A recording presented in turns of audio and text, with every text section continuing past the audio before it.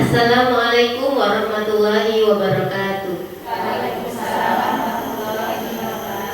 Kepada yang terhormat Ibu Lis Sulasmi selaku Kepala TK Abatul Sejo dan yang saya hormati ibu-ibu guru sekalian yang berbahagia. Pertama-tama marilah kita haturkan puji dan syukur kita atas kehadiran Allah Subhanahu wa taala yang mana telah memberikan kesehatan kepada kita semua sehingga kita dapat berkumpul pada hari ini dalam keadaan sehat walafiat.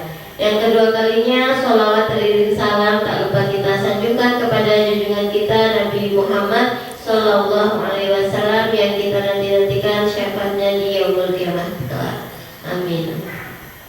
Di sini saya sebagai pembawa acara akan membacakan susunan acara pada hari ini. Acara yang pertama pembukaan, acara yang kedua sambutan Kepala TK Abatul Sejo, acara yang ketiga penyampaian materi, acara yang keempat sesi tanya jawab dan refleksi, dan acara yang kelima penutup. Baiklah, untuk memperlancar acara pada hari ini, marilah kita buka dengan membaca lafaz basmalah. Meningkat acara yang kedua, sambutan Kepala TK Abatul Sejo. Kepada Ibu Lis Sulasmi dipersilahkan.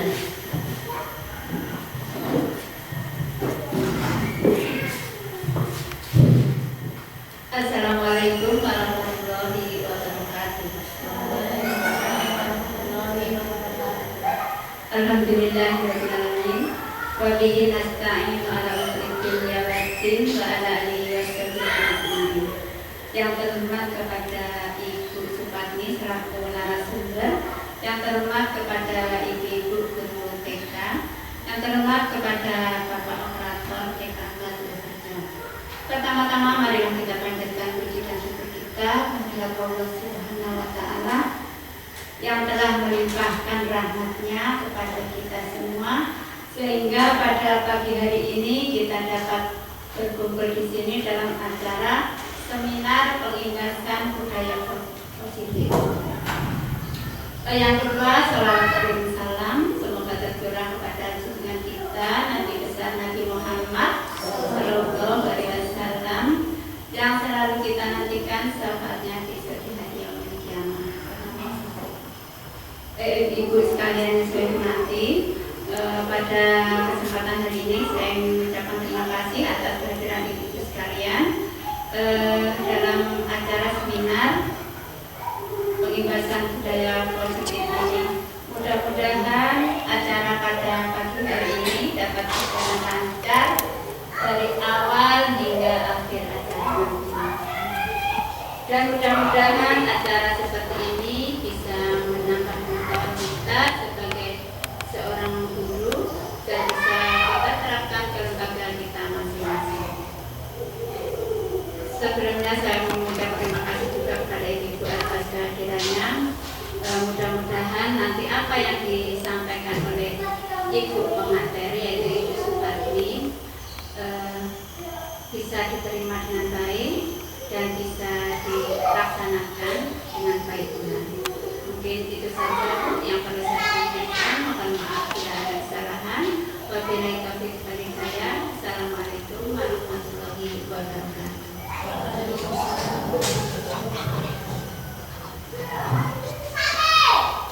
Diucapkan terima kasih. Meningkat acara yang ketiga yaitu penyampaian materi. Kepada Ibu narasumber Ibu Supatmi dipersilahkan.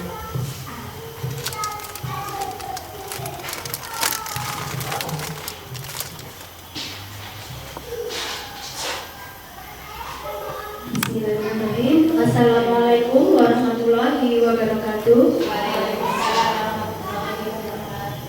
Alhamdulillahirabbil alamin. Puji syukur kita haturkan kepada Allah Subhanahu wa taala karena pada kesempatan hari ini kita dapat hadir di TK Abatul Sejo ini dalam rangka seminar pengibasan budaya positif.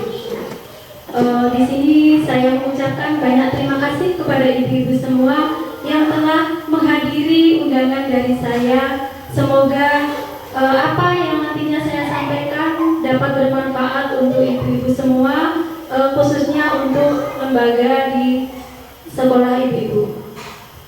Nah, di sini saya tidak perlu memperkenalkan diri ya Bu ya. Tentunya ibu-ibu sudah mengenal saya, setiap hari kita sering bertemu.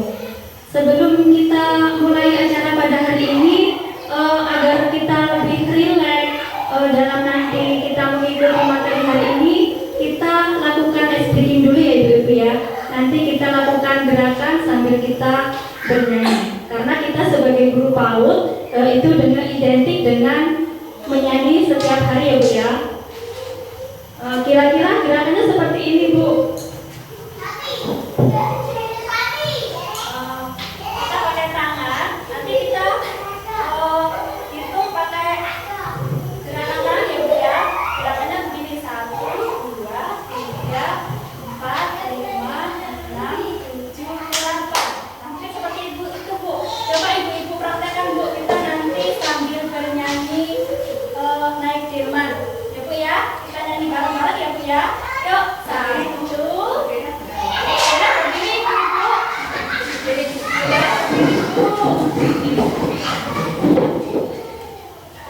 Ya, kita mulai dulu ya. 1, 2, 3, 4, 5, 6, 7, 8. Sekarang kita pakai lagu Bu. Pada hari Minggu ku turut ayah ke kota, naik delman istimewa, ku duduk di muka, duduk di samping Pak Kusir yang sedang bekerja, mengendali kuda supaya baik caranya. Tuk tik tak tik, tuk tik tak tik, tuk tik tak tik, tuk tik tak tik, tuk tik tak, suara seperti kuda.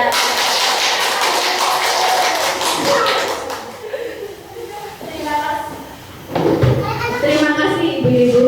Mungkin ibu-ibu lebih rileks sehingga dapat mengikuti kegiatan pada hari ini dengan baik ya Bu ya.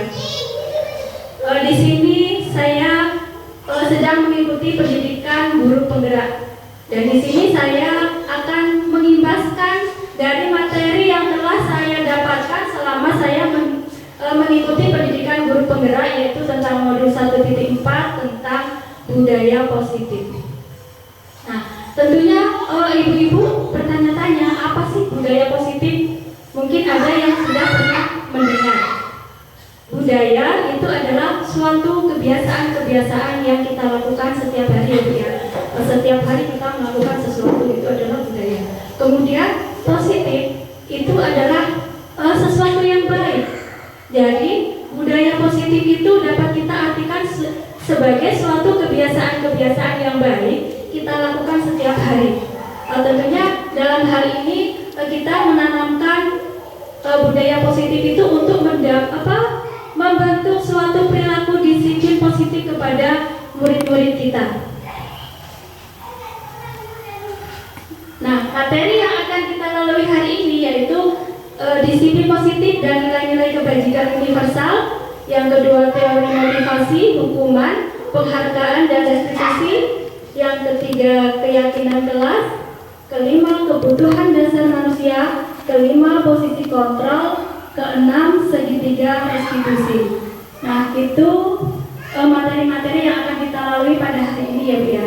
Untuk yang pertama, untuk menerapkan disiplin positif kepada anak didik kita mengacu kepada filosofi pendidikan Ki Hajar Dewantara. Di sini Ki Hajar Dewantara menjelaskan bahwa tujuan pendidikan yaitu untuk menuntun segala kodrat yang ada pada anak-anak agar mereka dapat mencapai keselamatan dan kebahagiaan yang setinggi-tingginya, baik sebagai manusia maupun anggota masyarakat. Oleh karena itu, pendidik itu hanya dapat menuntun tumbuh hidupnya kekuatan kodrat yang ada pada anak-anak agar dapat memperbaiki lakunya, bukan dasarnya hidup dan tumbuhnya kekuatan kodrat anak. Nah, di sini Bu, kita sebagai pendidik itu kita hanya sebagai fasilitator. Kita hanya membimbing anak-anak didik kita supaya mereka dapat tumbuh dan berkembang sesuai dengan kodratnya. Kita tidak bisa mengatur-atur anak untuk menerapkan disiplin disiplin diri itu, maka anak didiklah yang dapat menerapkan disiplin diri melalui internal dirinya sendiri. Nah, yang selanjutnya dalam menuntun laku dan pertumbuhan kodrat anak, kita seorang pendidik itu diibaratkan seperti seorang petani atau pekebun yang sedang menanam benih padi atau menanam benih benih jagung, di mana sebagai petani kita itu harus mempersiapkan lahan yang bagus itu seperti apa, agar nantinya bisa tumbuh bibit padi atau bibit jagung yang baik dengan memiliki harga jual yang lebih tinggi. Di mana kita sebagai guru juga seperti itu, harus bisa mengelola bagaimana kita bisa menciptakan pembelajaran yang menyenangkan, yang nyaman, aman untuk anak, sehingga dalam pembelajaran itu anak dapat meraih hasil yang optimal. Nah, selanjutnya bagaimana seorang petani itu merawatnya, memupuk, mengairi sawahnya, memberi sinar agar nantinya padinya itu dapat tumbuh dengan baik. Apabila bibit jagung itu kurang baik, tetapi jika ditanam di lahan yang bagus, itu akan menghasilkan hasil yang bagus. Nah, sebagai seorang pendidik juga seperti itu. Apalagi kita bisa mengelola pembelajaran dengan baik, memberikan pembelajaran sesuai dengan kebutuhan anak, mudah-mudahan diharapkan nantinya akan bisa mewujudkan hasil pembelajaran yang optimal. Nah, selanjutnya ibu-ibu ya, di sini sebagai seorang pendidik kita harus bisa menyiapkan bagaimana kita menyiapkan strategi dalam pembelajaran, menyiapkan metode, dan menyiapkan segala hal yang dapat memenuhi seluruh kebutuhan anak didik. Nah, di sini sudah dijelaskan ibu tadi, dalam proses menuntun anak diberi kebebasan, namun pendidik sebagai pamong dalam memberi tuntunan dan arahan agar tidak kehilangan arah dan membahayakan dirinya. Seorang pamong dapat memberikan tuntunan agar dapat menemukan kemerdekaannya dalam belajar. Anak juga secara sadar memahami bahwa kemerdekaan dirinya juga mempengaruhi kemerdekaan orang lain. Oleh sebab itu, tuntunan seorang guru mampu mengelola dirinya untuk hidup bersama dengan orang lain, menjadi manusia dan anggota masyarakat. Ki Hajar Dewantara juga menjelaskan bahwa dasar pendidikan anak berhubungan dengan kodrat alam dan kodrat zaman. Sekarang kurikulum kita sudah berubah menjadi kurikulum merdeka ya Bu ya, di mana setiap anak itu merdeka dalam belajarnya. Tetapi sebagai seorang guru kita harus tetap menuntun, membimbing anak didik kita supaya tidak kehilangan arah. Bukan berarti merdeka bebas itu anak-anak bebas mau melakukan apa saja, tetapi kita sebagai guru harus bisa menuntun anak didik kita dan membimbing anak kita supaya bisa ke arah yang lebih baik. Nah, di sini kita sebagai pendidik harus memperhatikan kodrat alam dan kodrat zaman. Apa ya Bu ya kira-kira kodrat alam itu? Ada yang tahu ibu-ibu? Nah, kodrat alam itu apa yang ada dalam diri anak-anak didik kita? Murid kita banyak ya Bu ya. Ada bermacam-macam karakteristik anak didik kita. Ada yang pendiam, ada yang lincah, ada yang penakut, ada yang pemberani. Anak-anak itu unik sekali. Nah, bagaimana kita sebagai guru bisa menggali potensi yang ada di dalam diri anak-anak tersebut. Nah, kemudian kodrat zaman. Sekarang di era globalisasi ini, era modern, semuanya serba IT. Bagaimana kita bisa menanamkan disiplin positif kepada anak didik kita untuk sesuai dengan tuntutan zaman, sesuai dengan kodrat zamannya. Bagaimana kita bisa memberikan pembelajaran agar anak-anak kita itu juga tahu IT ya Bu ya. Maka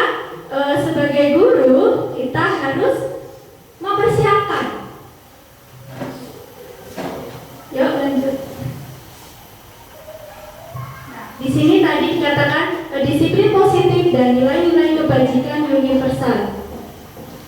Tujuan dari kegiatan ini ya Bu ya, coba saya meminta kepada ibu-ibu untuk mengepalkan tangannya. Bayangkan ibu-ibu itu masih menggenggam sesuatu yang sangat berharga, yang mencarinya itu sangat susah, sehingga ibu-ibu itu genggam dengan erat dan ibu-ibu pokoknya pertahankan. Nah, coba Bu Lis. Nah, selain dari Bu Lis, coba lainnya dibuka. Selain dari Bu Lis, tangannya boleh dibuka. Nah, coba Bunda Nisa, mampukah Bunda Nisa menyuruh Bu Lis untuk membuka tangannya? Apakah mau Bu Lis membuka tangannya? Bu Lis buka dong tangannya. Hebat Bu Lis. Saya bayar Bu, saya bayar. Mahal. Saya ganti uangnya.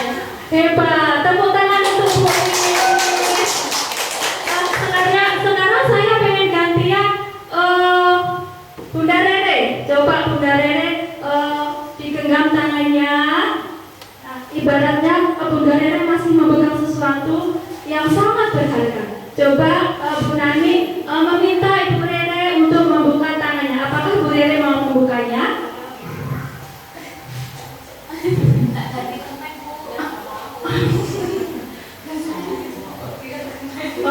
Ya.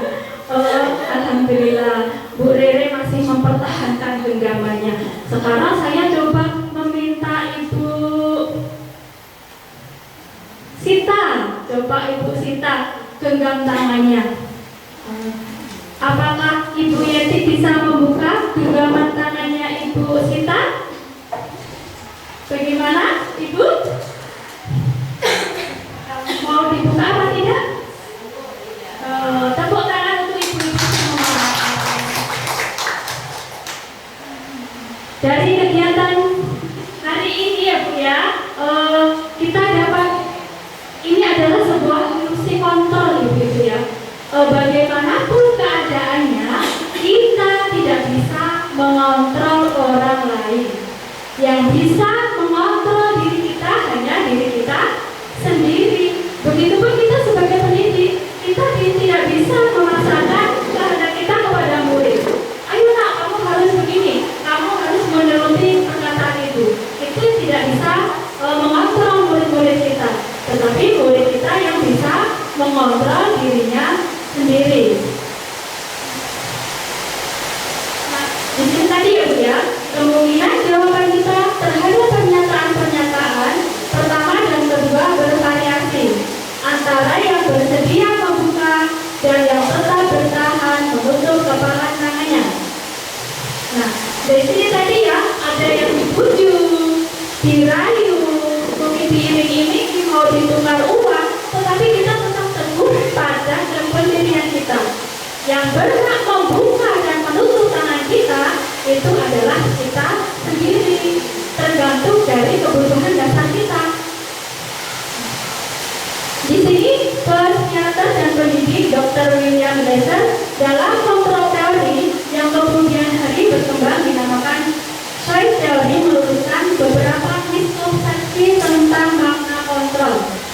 Jadi ini makna yang keliru ya Bu ya untuk miskonsepsi ini. Ilusi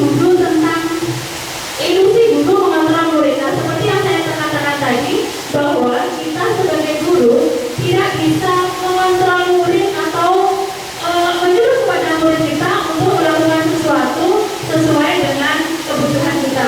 Yang selanjutnya yaitu ilusi bahwa semua penguatan positif dan efektif dan bermanfaat. Yang selanjutnya ilusi bahwa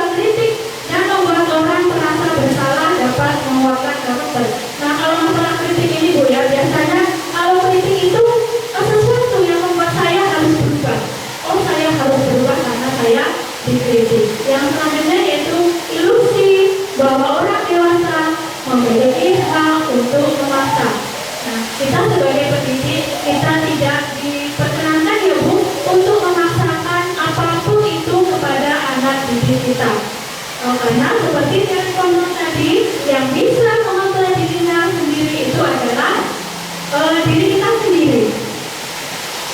Yang selanjutnya yaitu bagaimana seseorang bisa berubah dari paradigma stimulus respon kepada pendekatan teori kontrol menurut Sutherland. Beliau mengatakan, jika kita ingin membuat kemajuan perlahan, sedikit-sedikit berubah sikaplah atau perilaku Anda. Namun, jika kita ingin memperbaiki cara-cara utama kita, maka kita perlu mengubah kerangka acuan kita. Ubahlah bagaimana Anda melihat dunia, bagaimana Anda berpikir tentang manusia, ubahlah paradigma Anda. Dan di sini ada skema stimulus respon dan teori kontrol itu. Jadi antara stimulus respon dengan teori kontrol itu berlawanan.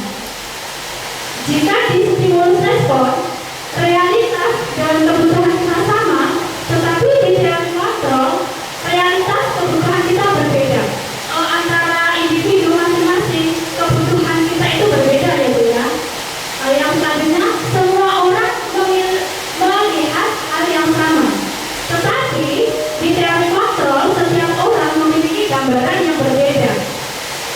Nah, kita mencoba mengubah agar orang berpandangan sama dengan kita, tetapi kita tidak bisa berusaha memahami pandangan orang lain tentang dunia. Yang selanjutnya di sini perilaku buruk dilihat sebagai suatu kesalahan. Nah, apabila akan melakukan kesalahan, mungkin semua perilaku itu memiliki tujuan.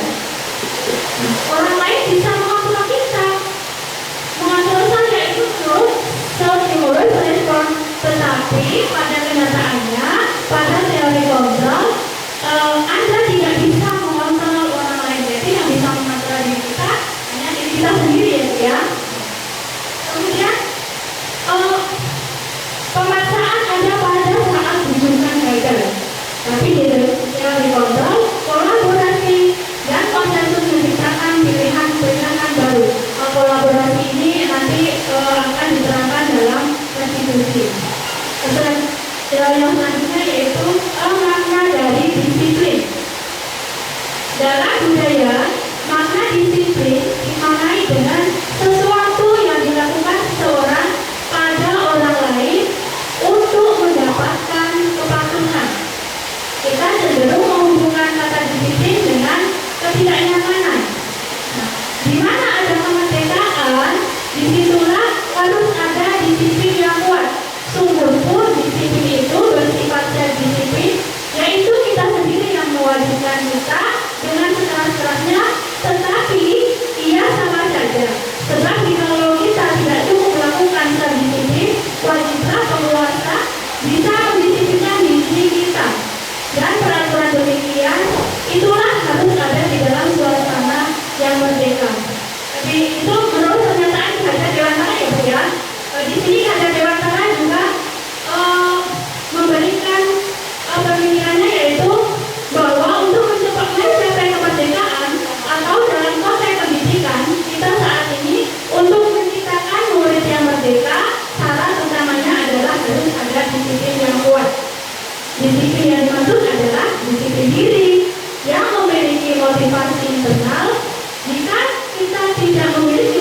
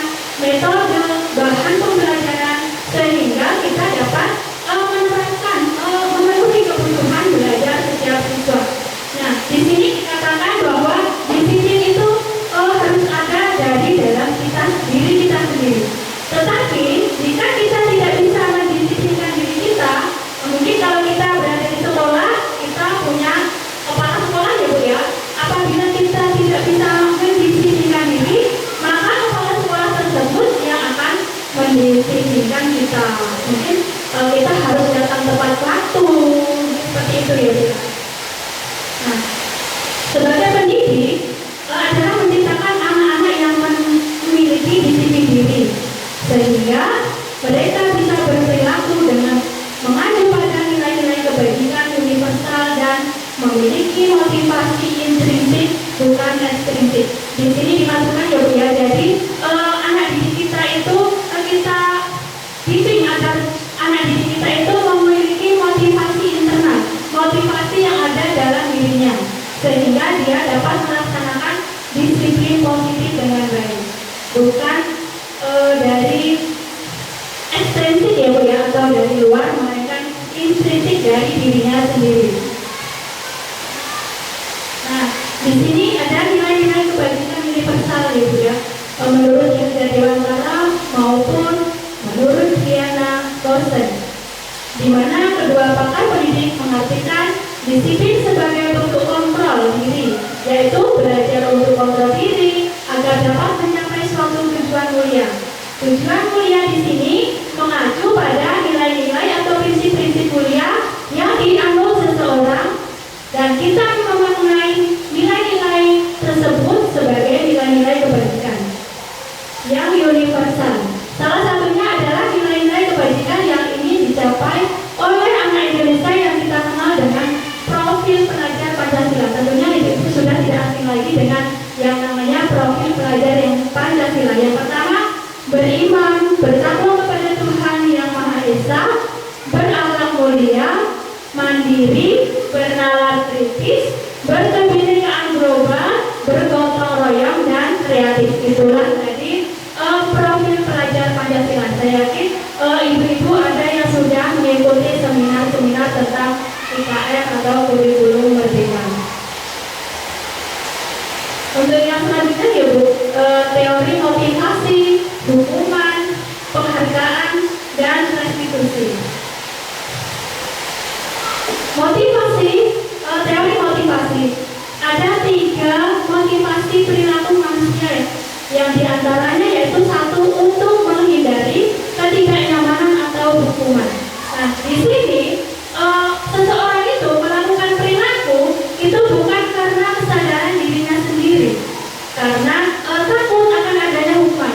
Misalnya, jika saya tidak melakukan, apa yang akan saya peroleh? Jadi timbul rasa ketakutan dalam diri seseorang tersebut. Mungkin melakukan itu hanya karena terpaksa, karena rasa takut akan adanya hukuman. Untuk yang selanjutnya yaitu untuk mendapatkan imbalan atau penghargaan dari orang lain. Nah, di sini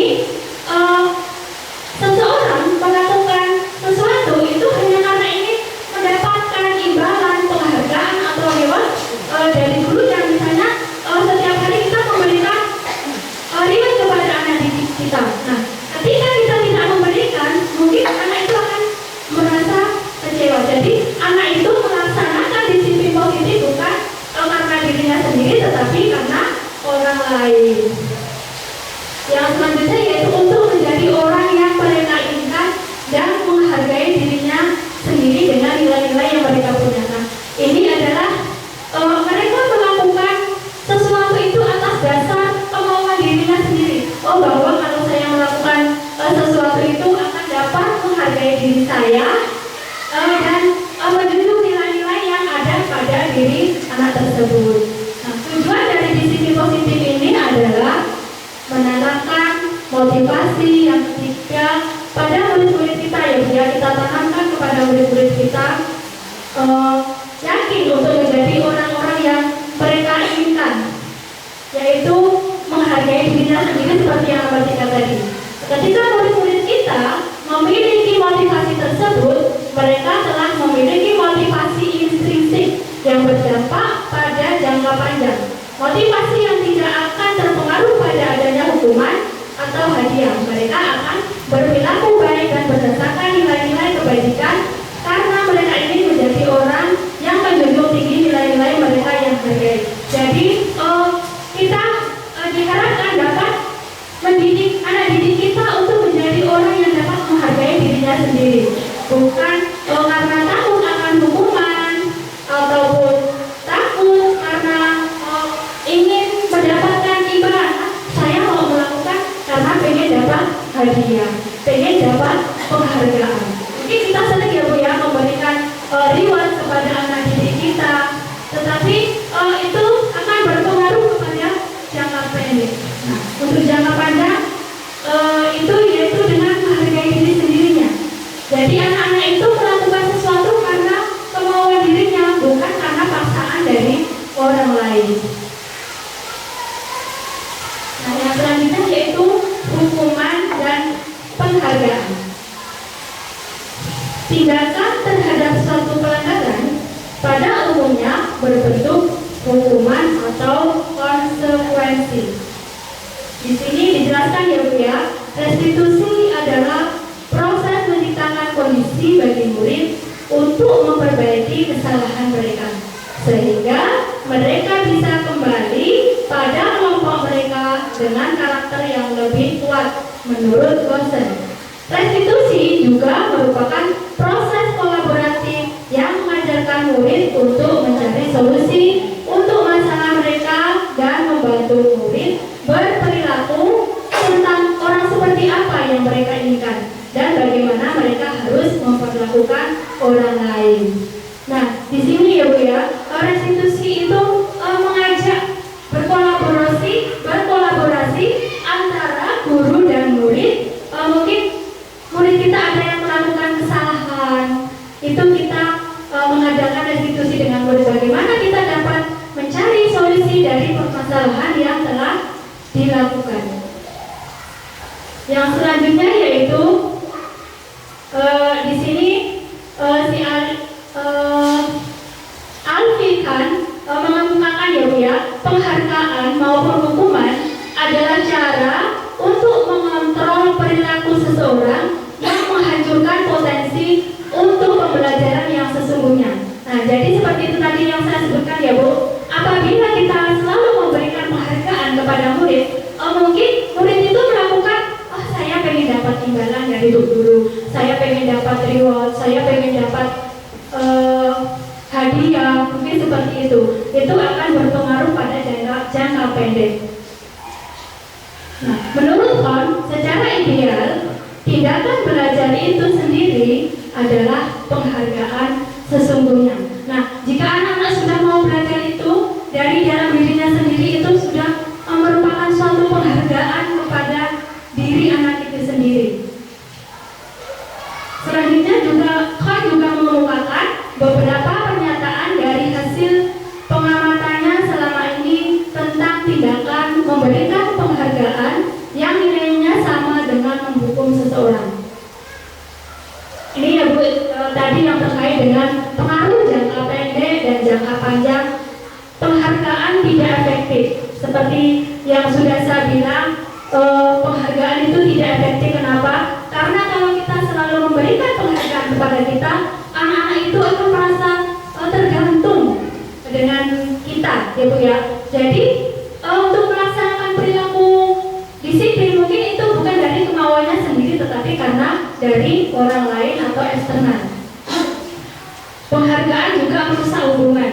Nah, di sini ya Bu ya, biasanya kalau kita mendapati anak kita yang pintar, bisa melakukan sesuatu, kita mengasih reward, mengasih penghargaan, tetapi ketika anak tersebut meraih prestasi, kita tidak memberikan reward atau hadiah, maka anak tersebut akan merasa kecewa, akan merasa sedih, sehingga akan merusak hubungan antara guru dan murid. Selanjutnya ya Bu, penghargaan mengurangi ketepatan. Nah, itu tadi tidak tepat ya Bu ya. Kemudian penghargaan menurunkan kualitas, penghargaan mematikan kreativitas, penghargaan menghukum motivasi dalam diri atau intrinsik. Jadi tidak ada motivasi dalam dirinya ya Bu ya. Dia melakukan sesuatu karena motivasi internal pada diri anak-anak. Yang selanjutnya yaitu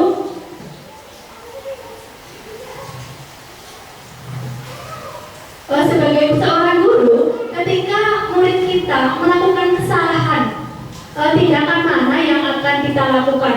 Apakah kita menunjukkan kesalahannya dan memintanya melihat kesalahannya baik-baik, atau mengatakan kamu seharusnya tahu bagaimana kamu seharusnya bertindak, atau mengatakan mengingatkan murid Anda akan kesalahannya yang sama di waktu sebelumnya. Atau bertanya kepadanya, kenapa kamu melakukan sesuatu yang seharusnya tidak kamu lakukan? Atau mengkritik dan mendiamkannya. Nah, kalau kita melakukan tindakan-tindakan seperti ini, mungkin kita akan membuat kita merasa menjadi murid yang gagal, ya Bu ya. Pertanyaannya sekarang, bagaimana sebaiknya respon kita bila ada murid kita yang melakukan kesalahan?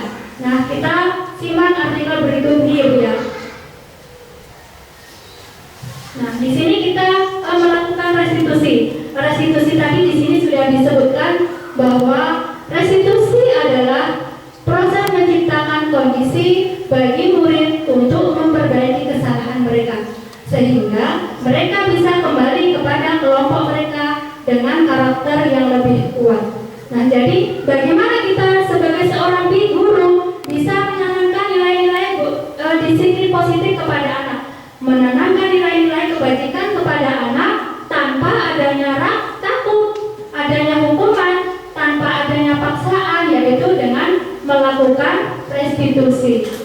Restitusi juga adalah proses kolaboratif yang mengajarkan murid untuk mencari solusi atau masalah dan membantu individu murid berpikir tentang orang seperti apa yang mereka inginkan dan bagaimana mereka harus memperlakukan orang lain.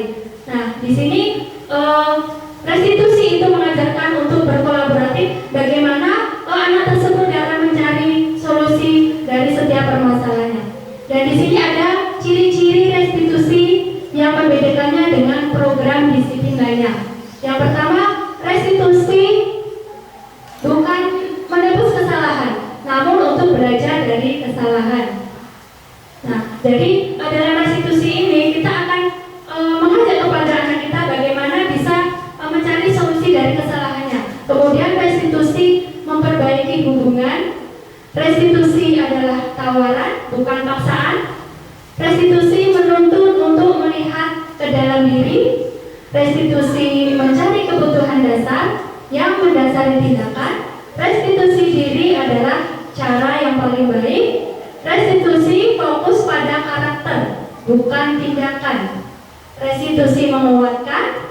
Restitusi fokus pada solusi. Dan yang terakhir, restitusi mengembalikan murid yang berbuat salah pada kelompoknya. Jadi murid itu tidak merasa takut, tidak merasa bersalah karena telah dilakukan restitusi.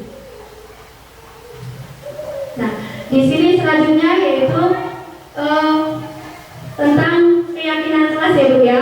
Kemarin saya sudah membuat keyakinan kelas di kelas saya, dan marilah kita simak videonya berikut ini.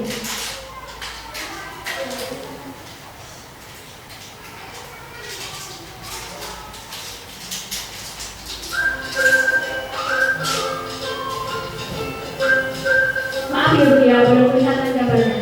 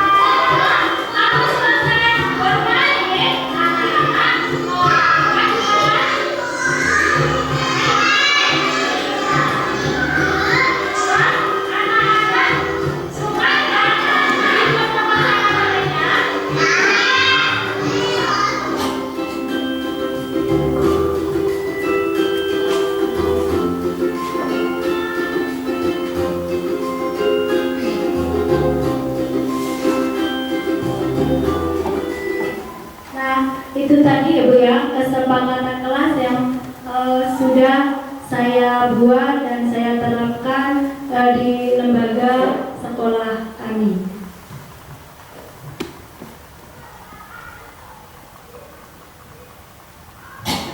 Untuk selanjutnya saya harapkan ibu-ibu dapat membuat keyakinan kelas di lembaga sekolahnya masing-masing. Di sini tadi ya Bu, ya, keyakinan kelas yaitu nilai-nilai keselamatan atau kesehatan yang kita sebut sebagai suatu keyakinan, yaitu nilai-nilai kebajikan universal yang disepakati secara tersirat dan tersurat, terlepas dari latar belakang suku, negara, bahasa maupun agama. Mungkin dari ibu-ibu sekalian mungkin sudah pernah melaksanakan kesepakatan kelas yang telah dilakukan tetapi hanya tersirat, belum tersurat, Ibu ya. Nah, untuk pembentukan keyakinan kelas atau pembentukan keyakinan sekolah yaitu bersifat lebih abstrak daripada peraturan yang lebih rinci dan lebih konkret. Keyakinan kelas berupa pernyataan-pernyataan universal. Pernyataan keyakinan kelas senantiasa dibuat dalam bentuk positif. Keyakinan kelas hendaknya tidak terlalu banyak, jangan terlalu banyak sehingga mudah diingat dan dipahami oleh semua warga kelas. Keyakinan kelas sebaiknya sesuatu yang dapat diterapkan di lingkungan tersebut. Semua warga kelas hendaknya ikut berkontribusi dalam pembuatan keyakinan kelas lewat kegiatan curah pendapat dan bersedia meninjau kembali keyakinan kelas dari waktu ke waktu.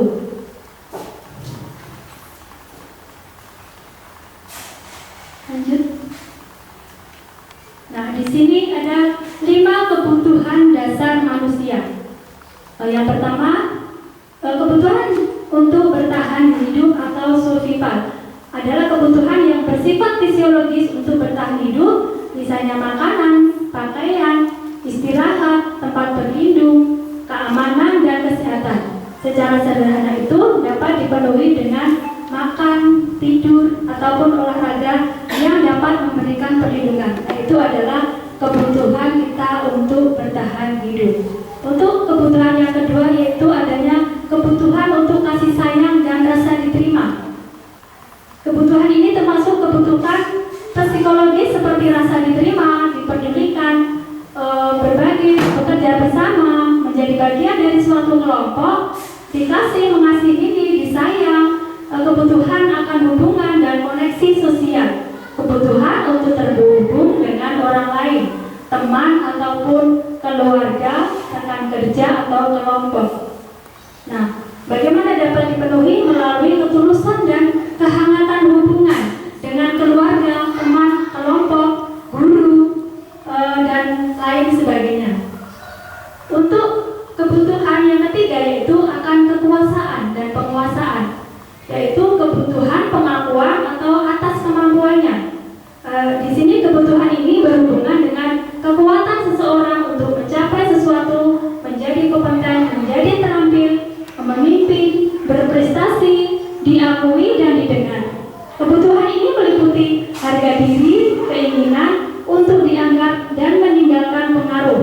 Kebutuhan ini dapat dipenuhi melalui kegiatan-kegiatan seperti hobi yang menantang dan relevan. Belajar dari orang yang kuat, membuat pilihan positif dalam kegiatannya. Untuk kebutuhan yang selanjutnya yaitu tentang kebutuhan akan kebebasan, yaitu kebutuhan akan pilihannya dia sendiri.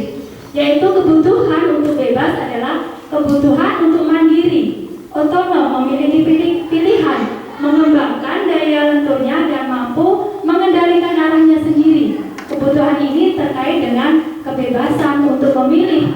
Jadi mungkin kita pernah melihat murid-murid kita merasa bebas, jadi dia bebas berlari-lari kemana sana sini. Bagaimana kita sebagai seorang guru harus bisa mengontrol murid kita. Untuk kebutuhan yang selanjutnya yaitu akan kesenangan atau kebutuhan untuk merasa senang. Kebutuhan akan kesenangan adalah kebutuhan untuk mencari kesenangan seperti humor, bermain, anak-anak biasanya senang berlari-lari, tertawa. Misalnya ada anak yang suka berlari-lari ketika kita pembelajaran. Bagaimana kita sebagai seorang guru dapat memberikan pembelajaran kita yang menyenangkan, yang memiliki berbagai macam metode sehingga dapat memenuhi kebutuhan belajar anak didik kita.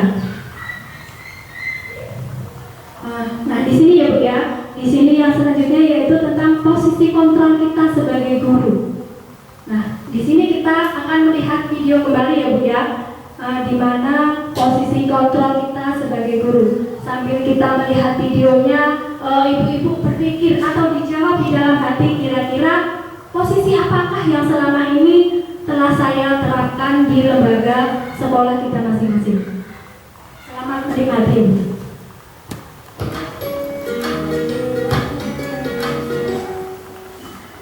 Salam bahagia Ibu dan Bapak Guru hebat. Dalam penerapan disiplin positif restitusi, salah satu program yang dikembangkan adalah 5 posisi kontrol. 5 posisi kontrol dalam restitusi adalah proses perjalanan seorang pendidik agar dapat mengenali dirinya. Pada video kali ini, kita akan membahas tentang 5 posisi kontrol yang dikembangkan oleh Diane Dawson dan contoh penerapannya.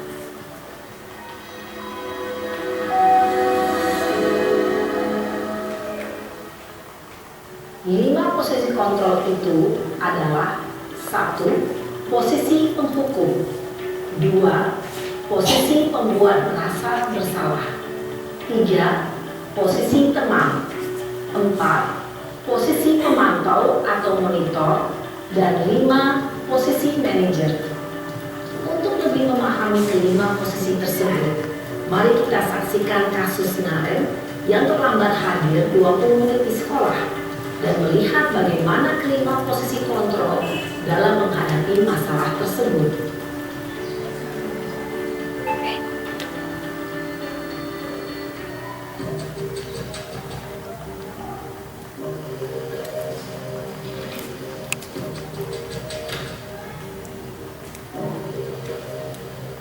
Naren! Sini kamu! Selamat pagi, Bu. Selalu terlambat. Kamu deh, pasti terlambat. Maaf, Bu.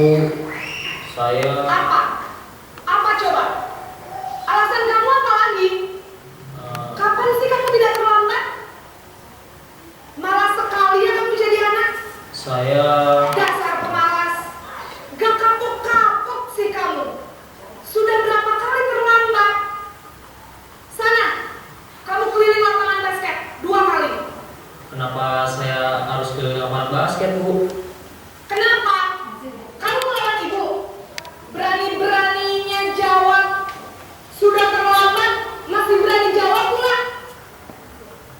Sekarang, keliling lapangan basket 5 kali sekalian. Biar kapok. Cepat. Pergi sana ke lapangan basket. Posisi penghukum biasanya berbicara dengan nada tinggi, menghardik, menunjuk-nunjuk, menyakiti, dan menyindir.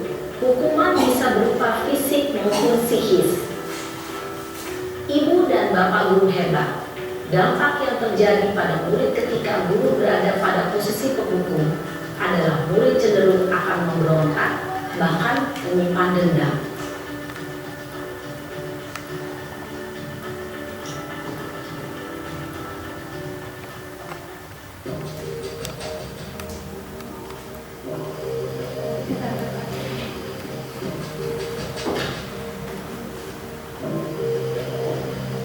Naren!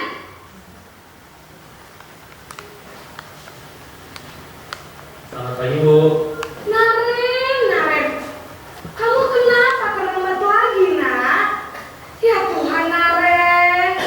Kamu senang ya bikin ibu susah ya? Kalau kamu terlambat lagi, nanti ibu yang ditegur bapak kepala sekolah, nak. Disangka ibu tidak bisa membina kamu. Duh, gimana ini? Maaf, Bu. Duh, Gusti Naren. Kamu suka ya kalau ibu ditegur bapak kepala sekolah? Terus, sekarang ibu harus tulis apa ya di buku absen? Ini kamu sudah sering terlambat loh. Ibu harus apa coba? Maaf, Bu. Maaf sekali.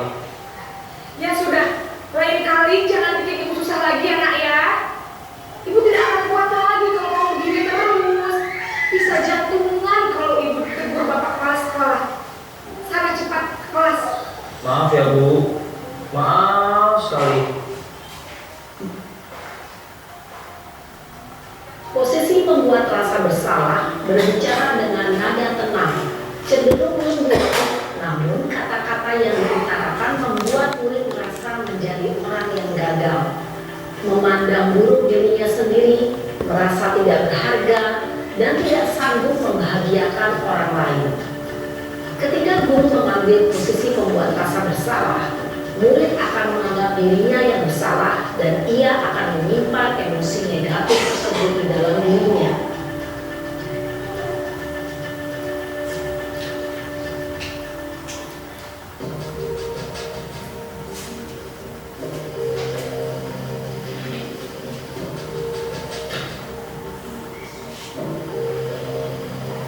Naren,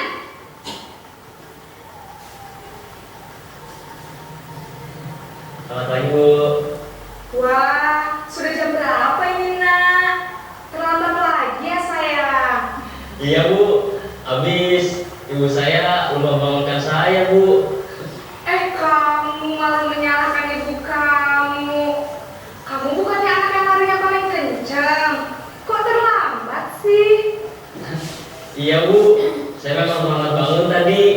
Jadi biarpun saya lari kencang, tetap gak kekejar Bu. Ya sudah sana. Nanti lain kali larinya lebih kencang lagi ya. Biar gak terlambat lagi. Bikin seneng ibu. Bikin ibu. Bisa kan? Bisa lah Bu. Ya sudah sana masuk kelas. Ibu beresin urusan absen kamu. Kamu ini ada-ada saja. Dalam posisi teman, guru berbicara dengan nada suara ramah, akrab, cenderung bersenda gurau untuk menjaga suasana tetap santai. Murid akan merasa senang, aman, dan akrab dengan guru. Identitas yang tercipta adalah identitas sukses atau berhasil. Namun, perlu diingat, karena ini masih dorongan eksternal, maka ada faktor ketergantungan dari murid kepada orang tertentu. Di sini, guru absennya, sehingga di lain waktu, murid bisa berperilaku baik, namun hanya kepada orang-orang tertentu saja.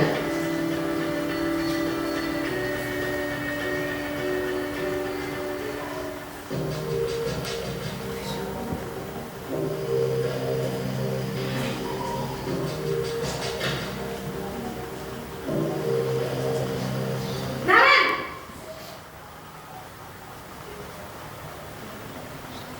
Selamat pagi Bu. Naren, apa peraturan sekolah kita tentang jam berapa kita harus masuk sekolah, nak?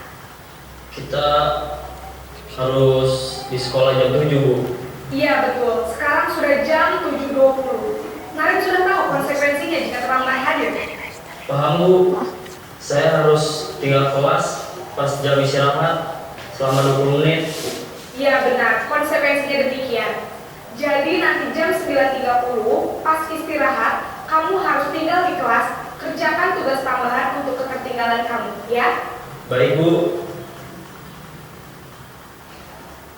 Posisi pemantau mengandalkan penghitungan atau data untuk mengontrol murid. Guru mengarahkan murid berdasarkan peraturan dan konsekuensi. Seorang pemantau menunjukkan bahasa tubuh dan ekspresi wajah yang datar dan cenderung formal.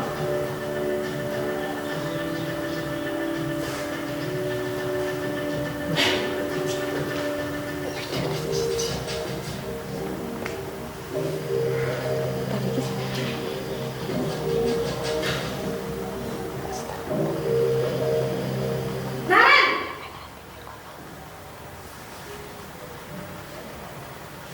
Selamat pagi Bu. Selamat pagi, Naren.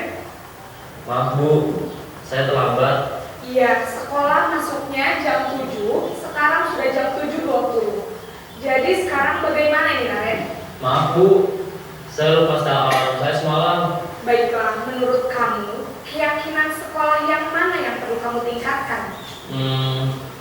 Menghargai diri sendiri dan orang lain mungkin ya Bu. Setuju. Jadi, apakah Naren meyakini prinsip saling menghormati tersebut? Iya Bu, saya meyakininya. Apakah Naren bersedia memperbaiki masalah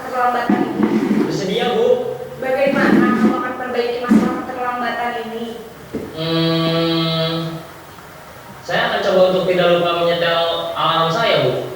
Baik, kalau Naren lupa menyetel alarm di rumah, ada orang yang kira-kira bisa bantu mengingatkan tidak?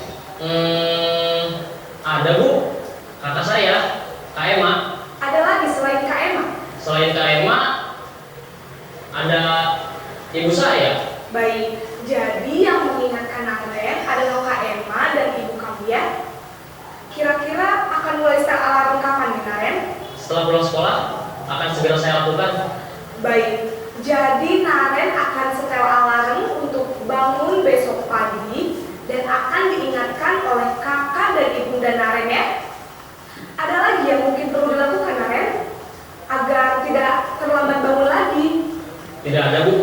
Baik Naren, terima kasih untuk kerjasama kamu. Sekarang kamu perlu kembali ke kelas untuk belajar. Baik, Bu. Terima kasih. Posisi manajer adalah posisi kontrol yang disarankan untuk membimbing murid memiliki sikap disiplin yang positif, yaitu murid yang mandiri, bertanggung jawab, dan dapat memecahkan masalah. Tujuan dari posisi ini adalah agar murid dapat berefleksi atas tindakannya. Guru akan dengan tulus memberikan pertanyaan-pertanyaan Itu telah tadi kira-kira ya Bu ya tentang posisi kontrol kita sebagai guru.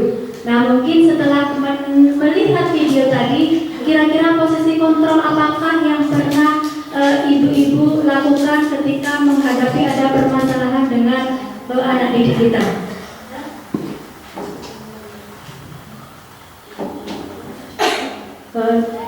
Di sini tadi sudah disebutkan ya Bu tentang teori kontrol.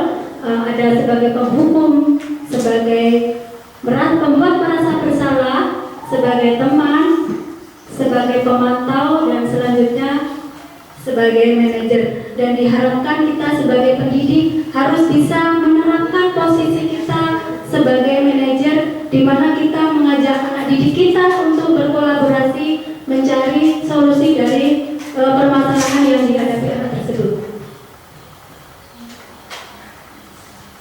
Nah, di sini yaitu dengan bagaimana kita menyikapi permasalahan yang timbul dari anak-anak tersebut, yaitu dengan segitiga restitusi. Nah, di sini ada segitiga restitusi. Tadi sudah disebutkan bahwa restitusi itu adalah berkolaborasi antara guru dan murid dalam mencari solusi. Solusi seperti apakah yang akan dilakukan kepada murid kita atau murid kita untuk memecahkan masalahnya tersebut. Dan di dalam segitiga restitusi ini ada 3 tahapan restitusi. Yang pertama yaitu menstabilkan identitas atau stabilis the identity dan identity. Menstabilkan identitas di sini yaitu bagian dasar dari setiap bertujuan untuk mengubah identitas anak dari orang yang gagal karena melakukan kesalahan menjadi orang yang sukses. Anak yang melanggar peraturan karena sedang mencari perhatian adalah anak yang sedang mengalami kegagalan. Dia mencoba untuk memenuhi kebutuhan dasarnya, namun ada benturan. Kalau kita tidak mengkritik dia, maka kita akan tetap membuatnya dalam posisi gagal. Kalau kita ingin menjadi reflektif, maka kita harus meyakini si anak dengan cara mengatakan kalimat-kalimat mungkin dengan menstabilkan identitasnya dulu ya Bu ya. Dengan kita mengucapkan berbuat salah itu tidak apa-apa. Tidak ada manusia yang sempurna. Saya juga pernah melakukan kesalahan seperti itu. Kita bisa menyelesaikan masalah ini. Bapak Ibu tidak tertarik untuk mencari siapa yang salah, tetapi kita sebagai guru ingin mencari solusi dari permasalahan ini. Kamu berhak merasa begitu karena ingin mempertahankan apa yang dia punya. Dan apakah kamu sedang menjadi teman yang baik buat dirimu sendiri? Untuk yang selanjutnya yaitu memvalidasi tindakan yang salah.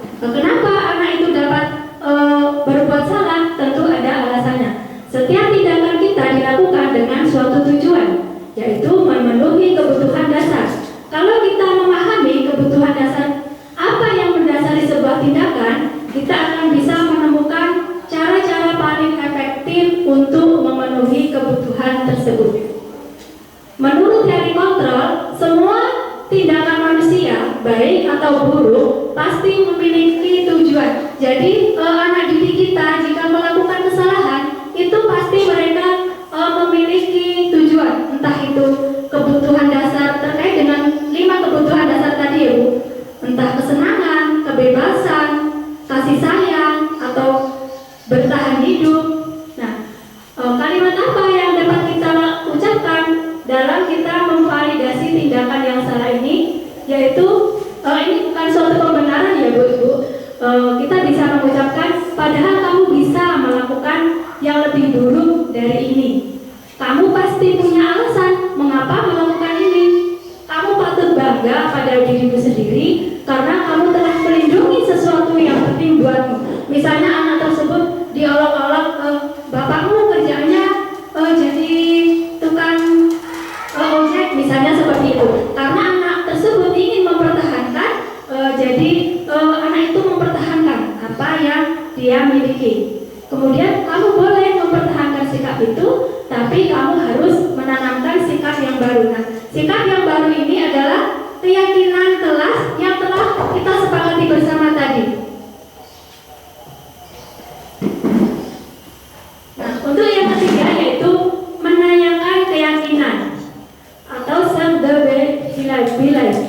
Teori kontra menyatakan bahwa kita pada dasarnya termotivasi secara internal.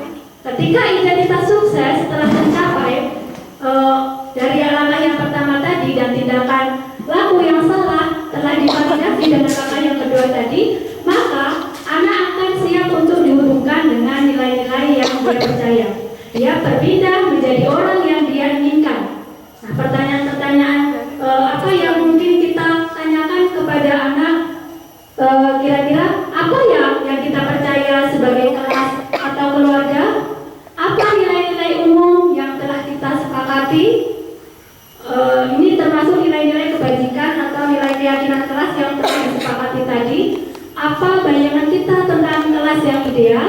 Dan kamu mau jadi orang seperti apa? Nah, untuk yang ketiga ini kita menanyakan kepada anak, bagaimana anak itu dapat mencari solusi dari permasalahannya. Kita sebagai guru harus bisa mengajak anak untuk membangun nilai intrinsik dalam diri anak-anak, bagaimana dia bisa memecahkan dari setiap permasalahan yang telah dilakukan.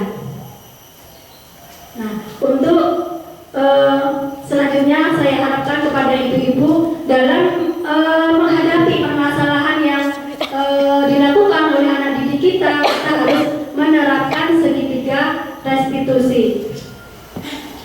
Dan untuk kesimpulan hari ini yaitu untuk menciptakan budaya positif di lingkungan kelas maupun di sekolah diperlukan adanya kerjasama atau kolaborasi antara pihak-pihak terkait seperti orang tua, wali murid, masyarakat sekitar, serta seluruh warga dalam hal pembiasaan budaya positif di sekolah. Nah, harapannya semoga kita dapat menerapkan restitusi dengan baik, meningkatkan peran posisi kontrol dengan baik, bukan sebagai penghukum, pembuat merasa bersalah, teman atau pemantau, tetapi bisa memposisikan diri sebagai manajer bagi anak-anak kita.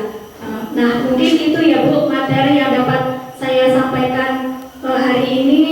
Di sini kita sebagai seorang pendidik harus dituntut untuk memposisikan kita sebagai manajer dalam menangani permasalahan yang ada pada anak. Selanjutnya saya berikan kepada acara. Diucapkan terima kasih. Baiklah, sesi yang selanjutnya yaitu tanya jawab atau refleksi. Mungkin bagi ibu-ibu yang ingin bertanya atau ingin merefleksikan apa yang disampaikan oleh narasumber kita tadi, silahkan angkat tangannya dan sebutkan identitasnya. Ya Bu.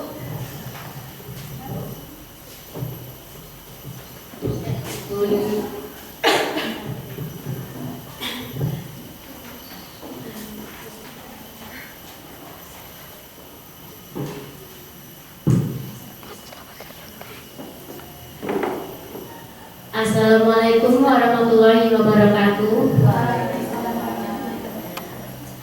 Ini mau tanya Bu, Dalam pembuatan keyakinan kelas, tadi dikatakan bahwa kita harus menggunakan bentuk positif atau kata positif. Nah, kira-kira apa bentuk positif tersebut, Bu? Terima kasih.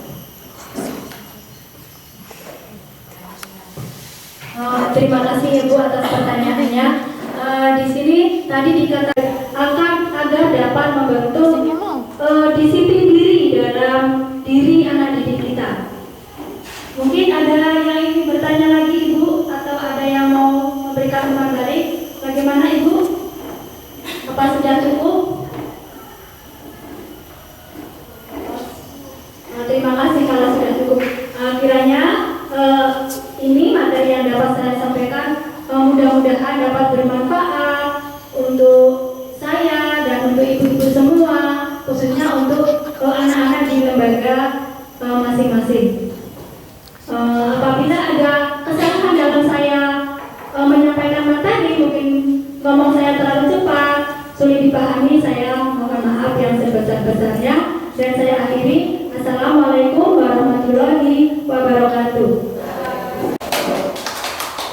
Demikianlah tadi sesi demi sesi telah kita lalui bersama. Sebelum acara seminar ini kami tutup, kami mengucapkan terima kasih kepada narasumber yaitu Ibu Supatmi karena telah memberikan banyak informasi dan ilmu kepada kita semua. Tepuk tangan untuk Ibu Supatmi.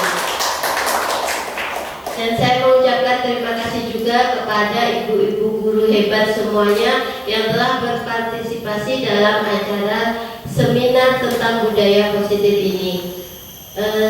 Apabila dalam saya memandu acara ini terdapat kesalahan, saya mohon maaf yang sebesar-besarnya. Dan sebelum acara ini kita tutup, marilah kita tutup acara ini dengan mengucapkan lafaz hamdalah. Alhamdulillahirabbil alamin. Saya akhiri, wassalamualaikum warahmatullahi wabarakatuh.